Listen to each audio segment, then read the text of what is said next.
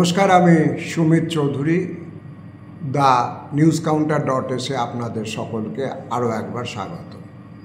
বুঝতেই পারছেন যে এই মুহূর্তে আমি একটু বাইরে আছি এবং আমার যে চেনা সেট আপনারা দেখেন সেখান থেকে আমি অনুষ্ঠান করতে পারছি না। তবু বিশেষ কিছু জরুরি ইনফরমেশনের ভিত্তিতে আপনাদের সঙ্গে আমি এসেছি অনুষ্ঠানে। আমার কাছে যা তথ্য এসে পৌঁছেছে তা শেয়ার করে নিতে।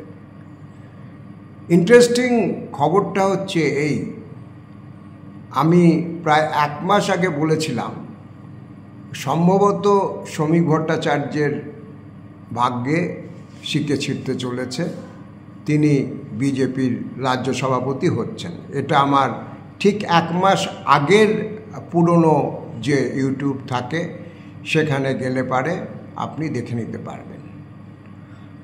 এবং তখনও মেইনস্ট্রিম মিডিয়া এটা একটা প্রবল মত ছিল যে সুকান্ত মজুমদার সম্ভবত আগামী লোকসভা নির্বাচন পর্যন্ত থেকে যাচ্ছেন, কিন্তু বাস্তবে সেটা হয়নি এবং তার সম্ভাবনা আমি আগেই বলেছিলাম। এবং কিন্তু আমি সেখানে আরও একটা কথা বলেছিলাম যে শ্রমিক অত্যন্ত সুবক্তা, শ্রমিক দীর্ঘদিনের RSSের সংগঠক। আমি যতদূর জানি জরুরি অবস্থার সময় জেলে থাকার কারণে তার সেখানে RSSের সংগঠকদের সঙ্গে যোগাযোগ তৈরি হয়েছিল। শ্রমিক আন্তর্জাতিক স্তরেও যথেষ্ট ভালোভাবে প্রতিনিধিত্ব করতে পেরেছেন, মানে বিজেপির যা যা অ্যাভেলেবল রিসোর্সেস আছে তার মধ্যে। কিন্তু সেখানে একটা কথা বলেছিলাম যে শ্রমিক ভট্টাচার্যের সমস্যা হচ্ছে একটাই, নারীদের বিরুদ্ধে অপরাধকে কেন্দ্র করে এই মুহূর্তে রাজ্যের রাজনীতি যথেষ্ট উত্তপ্ত এবং সেখানে বিশেষ করে বামপন্থীরা খুব আক্রমণাত্মক ভূমিকায় থাকবার চেষ্টা করছেন। এখন শ্রমিকের বিরুদ্ধে যেহেতু একজন বিজেপির প্রাক্তন মহিলা কর্মী নির্দিষ্টভাবে প্রতারণামূলক সহবাসের অভিযোগ এনেছিলেন এবং তিনি আইন আদালতের কাছে না গেলেও সরাসরি মানুষের কাছে গিয়েছিলেন, যেটা খুব একটা বিতর্কিত। সাধারণত চট করে এই সাহসটা আমরা মহিলাদের মধ্যে দেখি না। তিনি যখন গত বিধানসভা নির্বাচনে রাজারহাট কেন্দ্রে শ্রমিক প্রার্থী ছিলেন তার বিরুদ্ধে এলাকায় ঘুরে ঘুরে প্রচার করেছিলেন। আমি বলেছিলাম যে এই ব্যাপারটা একটা জায়গা যেটা কিন্তু শ্রমিককে বিতর্কের মুখে ঠেলে দেবে। এখন আমি যখন আপনাদের সামনে প্রোগ্রাম করছি আজকে, তার ঠিক 1 ঘন্টা মতো আগে যে মহিলা শ্রমিক ভট্টাচার্যের বিরুদ্ধে প্রতারণামূলক সহবাস, বিয়ে করার মিথ্যা প্রতিশ্রুতি দিয়ে সহবাস, যৌন নির্যাতন, তাকে দুর্ঘটনায় ফেলে মেরে ফেলবার চেষ্টা, সরাসরি ধর্ষণ, এরকম এতগুলো অভিযোগ এনেছিলেন এবং সমাজ মাধ্যমে গেলে সেই সমস্ত অনুষ্ঠান আপনারা এখনও দেখতে পাবেন। একাধিক পোর্টাল এবং ইউটিউব সেটাকে কভার করেছিল। 1.5 ঘন্টা মতো আগে অভিযোগকারিণী মহিলা শ্রমিক ভট্টাচার্যের এই রাজ্যসভার মাফ করবেন রাজ্যের দলের সভাপতির পদ প্রাপ্তিতে পোস্ট দিয়েছেন, বাবু I am proud of you. আমাদের মধ্যে বন্ধুত্ব হয়, সম্পর্ক গড়ে ওঠে, সম্পর্ক ভাঙে, কষ্ট পায়, শত্রুরা এর সুযোগ নেয়। উনি যা যা লিখেছেন আমি হুবহু তাই তাই কোট করছি। এবং তারপরে তিনি বলেছেন, যেটা বললাম, যে শেষ পর্যন্ত বন্ধুত্বটা টিকে থাকে। এখন দেখুন, এটা যদি একজন নরনারীর ব্যক্তিগত রসায়নের শুধুমাত্র বিষয় হতো, আমি সেটা নিয়ে কোনো প্রোগ্রামে আলোচনা করতাম না, কারণ সেটা আমার প্রোগ্রামের পারভিউর মধ্যে পড়ে না।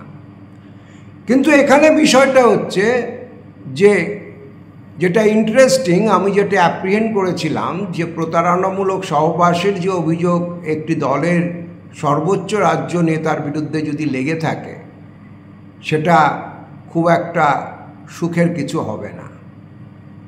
আমার নিজের ধারণা যে এইটা ওই অভিযোগকারিণী এবং শ্রমিক ভট্টাচার্যের মধ্যে কোনো একটা প্যাচআপের ইঙ্গিত।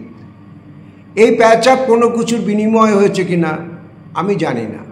আমি ভদ্রমহিলাকে ফোনে ধরবার চেষ্টা করেছিলাম তার এই পোস্ট দেখবার পর, উনি ফোন ধরেননি, ধরলে আমি নিশ্চয়ই জিজ্ঞেস করতাম সরাসরি, যে কারণ তিনি একাধিকবার জনসমক্ষেই অভিযোগ করেছেন।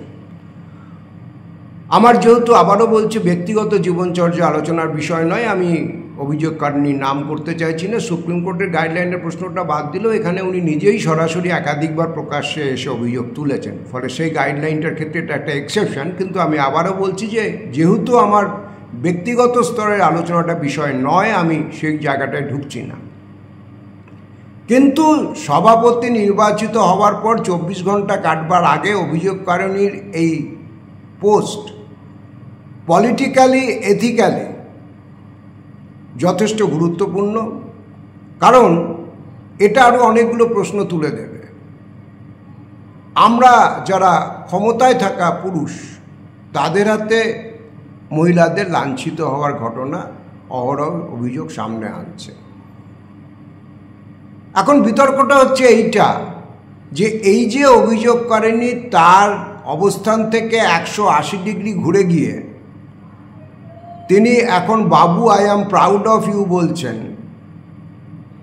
তিনি যে বলছেন যে বহু বিনিদ্র একসঙ্গে জেগে থাকা রাত আমি ভুলিনি, তিনি এখন যে বলছেন যে আমাদের সম্পর্কের ভেঙে যাওয়ার ফায়দা নেওয়ার চেষ্টা করে অন্য লোক, এই কথাটা কোট আনকোট উনি ব্যবহার করেছেন।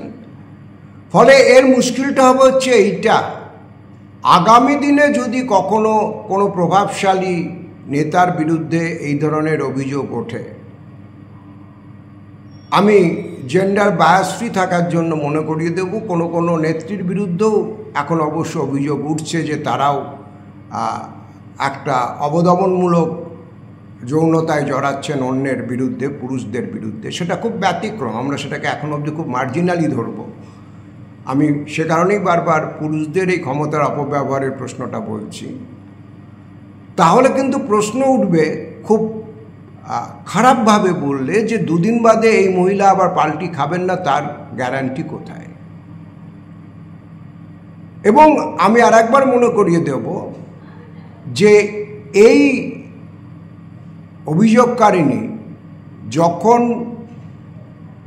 শ্রমিক ভট্টাচার্য সাংসদ হয়েছিলেন রাজ্যসভায়, তখন একটা লম্বা পোস্ট দিয়েছিলেন এবং দিয়ে তিনি বলেছিলেন মাঝে মাঝে নিজের শান্তির জন্য ক্ষমা করে দেওয়া ভালো, কিন্তু এরকম কাউকে ক্ষমা করে দেওয়ার আগে বলবেন ফোনটা তুলে যে যেহেতু আমাকে নিয়ে একটা নোংরা খেলা চলছে, তোর দলের মধ্যে, কোট আনকোট আমি বলছি, পোস্ট এখনও আছে ফেসবুকে, যদি এরপরে উনি ডিলিট না করে দেন, তোর দলের মধ্যে যে 100টা গ্রুপ তারা আমাকে সামনে নিয়ে যে নোংরা খেলা খেলছে, আমি সেই খেলাটা চালিয়ে দিতে রাজি না, তাই ক্ষমা করে দিলাম। তারপর তিনি বলছেন কিন্তু যে অপমান, যে লাঞ্ছনা, যে নির্যাতন, পথ দুর্ঘটনার ফেলার যে চেষ্টা, এগুলো কোনোটাই আমি ভুলে যাব না, এই অপমান মেনে নেওয়া যায় না। কখন করছেন উনি? যখন শ্রমিক ভট্টাচার্য সাংসদ পদে গেছেন।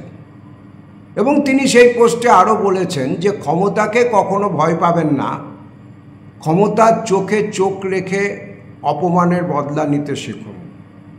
খুব সাহসী একটা পোস্ট, আমি স্বীকার করছি।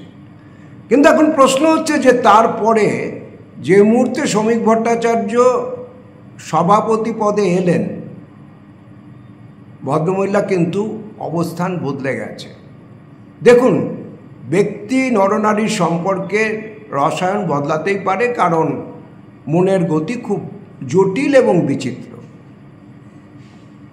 প্রশ্নটা হচ্ছে যে তার এই অবস্থানের বদল, বাবু I love you, Babu I proud of you, এইটা শ্রমিক ভট্টাচার্য সভাপতি পদে আসবার আগে পর্যন্ত দেখা যায়নি। কেন এই প্রশ্নটা উঠবে? অর্থাৎ এই প্রশ্নটাও স্বাভাবিকভাবে থাকবে যে এই প্যাচআপটা কোথাও একটা রাজনৈতিক রহস্য কিন্তু থেকে গেল। দ্বিতীয় বিষয়টা হচ্ছে সরাসরি রাজনৈতিক।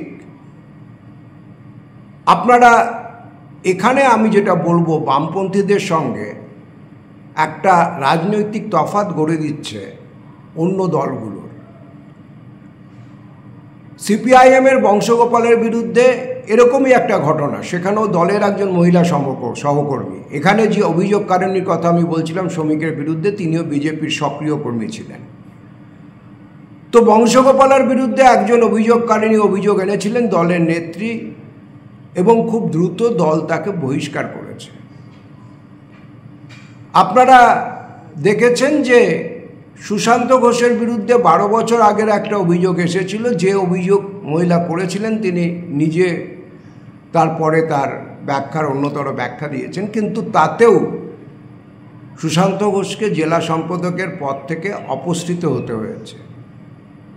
যদিও সেটার সরাসরি এই কারণে এরকম প্রকাশ্য দাবি সিপিএম দেননি, কারণ বামপন্থী দলের আভ্যন্তরীণ সাংগঠনিক বিষয় অনেকটা আড়াল আবডালে ঢাকা থাকে, এটাও সত্যি।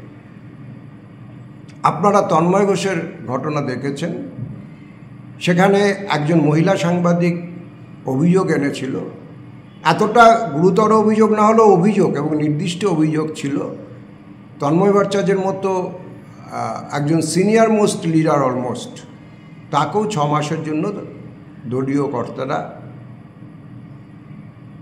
নিলম্বিত করেছিলেন। আর এখানে অভিযোগ থাকা সত্ত্বেও, কারণ মনে রাখবেন অভিযোগকারিনী এখন বাবু আই প্রাইড ইউ বললেও তিনি যে অভিযোগগুলো করেছিলেন সেগুলো যে মিথ্যে ছিল, এটা কিন্তু একবারের জন্য কোথাও বলেননি। এটাও পাশাপাশি অন রেকর্ড থাকা উচিত। তাকে সভাপতি বানিয়ে দিয়েছে। তো যেখানে বিজেপি দল কসবার ঘটনায় বিক্ষোভ দেখাচ্ছেন, যেখানে বিজেপি দল আরজিকরের ঘটনায় বিক্ষোভে সামিল হওয়ার ইচ্ছা প্রকাশ করেছিলেন, যদিও ওখানকার প্রতিবাদীদের প্রতিরোধে তারা পারেননি, যেখানে একের পর এক রাজ্যে নারী নির্যাতনের ঘটনায় কেন্দ্রীয় পর্যবেক্ষক দল পাঠিয়ে দিচ্ছে কেন্দ্রীয় বিজেপি নেতৃত্ব, যদিও তাদের মধ্যে 2-1 জনের বিরুদ্ধে আবার গার্হস্থ্য হিংসার সরাসরি অভিযোগ রয়েছে। সে যাই হোক, আমি বলতে চাইছি সেই দলটি এমন একটা এইরকম একটা উত্তপ্ত সময় এমন একজনকে রাজ্য সভাপতির পদে বেছে নিতে বাধ্য হলেন, যার বিরুদ্ধেও কিন্তু অতীতে এই রকম অভিযোগ এখন অবধি অন রেকর্ড রয়েছে। অর্থাৎ রাজ্য বিজেপির দলের নেতৃত্বে মুখের যে সংকট, সেটা কতটা, আশা করি বুদ্ধিমান দর্শক তারা বুঝতে পারবেন। TheNewsCounter.s এখন এ পর্যন্ত। আমাদের কমেন্ট বক্স খোলা থাকুক, ভালো লাগুক অথবা খারাপ লাগুক, আপনারা আপনাদের মতামত অবশ্যই জানাবেন। দেখা হবে পরবর্তী এপিসোডে। সকলে খুব ভালো থাকবেন।